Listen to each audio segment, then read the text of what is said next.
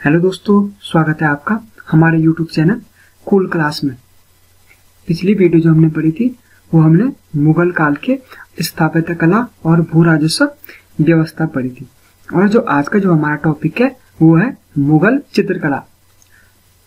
स्थापत्य कला के साथ साथ क्या था, मुगल चित्रकला में भी क्या था, काफी विकसित था।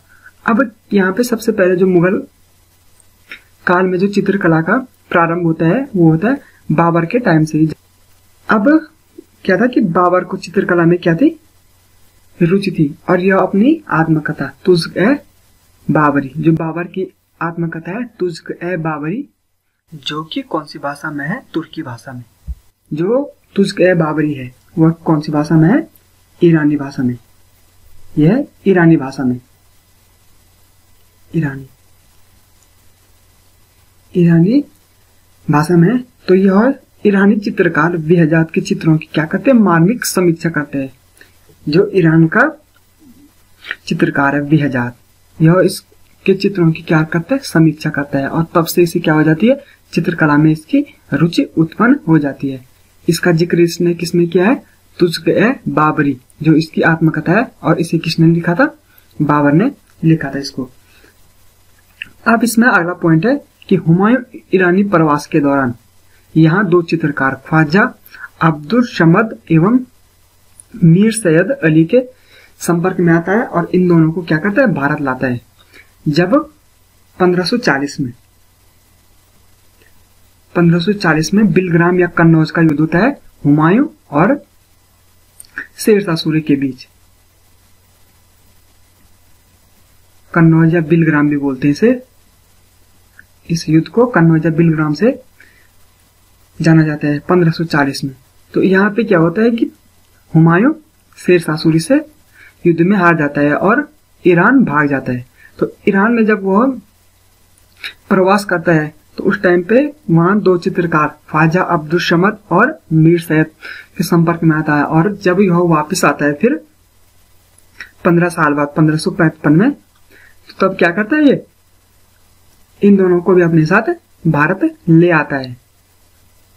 अब इसमें अगला पॉइंट है कि अकबर ने क्या किया, चित्रकला का एक विभाग खोला। अकबर क्या करता है कि चित्रकला के लिए भी क्या एक विभाग खोलता है, और ख्वाजा अब्दुल समद, जिसे हुमायूं ने कहा से, ईरान से भारत लाए थे, उन्हें क्या करता है, इसका अध्यक्ष नियुक्त करता है। कौन करता है, अकबर करता है अब्दुल समद को, ख्वाजा अब्दुल समद को चित्रकला विभाग का अध्यक्ष नियुक्त करता है।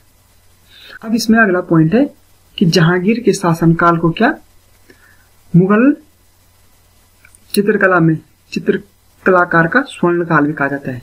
तो जहांगीर के काल को चित्रकला का स्वर्ण काल, इसको आपको याद रखना है कि स्वर्ण काल कौन सा है चित्रकला का, जहांगीर का शासनकाल। अब इसमें अगला पॉइंट है कि जहांगीर का सबसे प्रिय चित्रकार कौन था, अबुल हसन था, जिसने इसके राज्यारोहण का क्या बनाया था, चित्र बनाया था। ये क्या था, प्रमुख और सबसे प्रिय चित्रकार था जहांगीर का, अबुल हसन, और इसी ने क्या किया था, इसका राज्यारोहण का चित्र भी बनाया था। जहांगीर के राज्यारोहण का चित्र बनाया था किसने, अबुल हसन ने। जहांगीर ने इसे क्या दी थी, नादिर उल जमा, नादिर उल जमा की क्या दी थी, उपाधि दी थी। अब नादिर उल जमा क्या था, उस टाइम का क्या होता कि अपने समय का अद्भुत। अगर हम बात करें नादिर उल जमा की, तो इस नादिर उल जमा का मतलब होता है अपने समय का अद्भुत।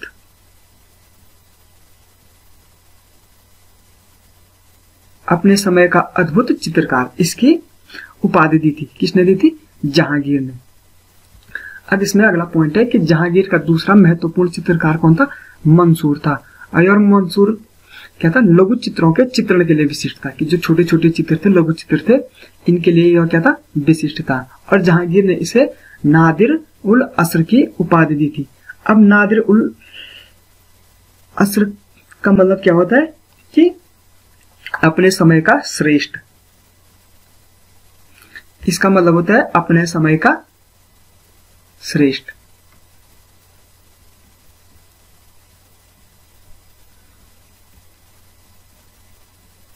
इसकी उपाधि देता है जहांगीर मंसूर को। अब अगला पॉइंट है इसमें कि जहांगीर के समय में एक विशिष्ट चित्रकार कौन था? बिसनदास था, जिसे जहांगीर ने फारस के सम्राट एवं उसके दरबारियों का चित्र बनाने के लिए फारस भेजा था। जहांगीर के समय में एक क्या था? बिसनदास था, एक चित्रकार था बिसनदास। और जहांगीर क्या करता है कि बिसनदास को फारस भेजता है और वहां के सम्राट और उसके दरबारियों का चित्र बनाने के लिए कहता है, किसे? बिसनदास को। अब इसमें अगला पॉइंट है कि शाहजहां को अपने दैवी प्रकार का चित्र बनवाने का क्या था? बहुत शौक था कि शाहजहां को अपना दैवी प्रकार का चित्र। अब दैवी प्रकार का चित्र क्या होता है कि जब हम पीठ के बल बैठते हैं तो जो पीछे से हमारे क्या होता है कि गोल गोल जो चक्र के रूप में बनाए जाते हैं चित्र, तो ये प्रकाश पुंज के रूप में बनाए जाते चित्र, इनको क्या कहते हैं? दैवी प्रकार का चित्र कहते हैं। जैसे सिर के पीछे प्रकाश का गोला, कि जैसे सिर के पीछे क्या प्रकाश का गोला, ये क्या है? दैवी प्रकार का चित्र है। अब अगला इसमें शाहजहां अपनी स्थापित योजनाओं में क्या था? व्यस्त था, कि जो स्थापित कला का जो स्वर्ण काल कहा जाता है वो कहा जाता है शाहजहां के काल को। यहाँ पे बात हो रही है स्थापित कला की। और अभी हम पढ़ रहे हैं क्या? चित्रकला। तो शाहजहां अपने स्थापित कला की योजना में क्या रहता है? व्यस्त रहता है। और यह क्या? चित्रकला को उतना टाइम नहीं देता है और चित्रकला का क्या हो जाता है? पतन यहां से प्रारंभ हो जाता है। और औरंगजेब क्या होता है? फिर अपने धार्मिक कारणों से चित्रों को पसंद नहीं करता है। कि औरंगजेब क्या होता है कि अपने धर्म की वजह से, अपने धर्म की कट्टरता की वजह से यह क्या? चित्रों को क्या? पसंद नहीं करता है। और मुगल चित्रकला का यहीं पे क्या हो जाता है? पतन हो जाता है औरंगजेब के टाइम पे। और इसके बाद अगला पॉइंट इसमें मुगल कालीन संगीत कला।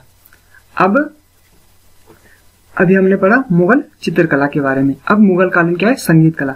कि बाबर के समय से ही क्या है? मुगल काल में संगीत का विकास शुरू हो गया था। कि जब मुगल वंश की क्या नींव पड़ी थी, उसी टाइम से क्या हो गया था कि संगीत का विकास शुरू हो गया था। कि अबुल फजल ने आयन अकबरी, जो क्या है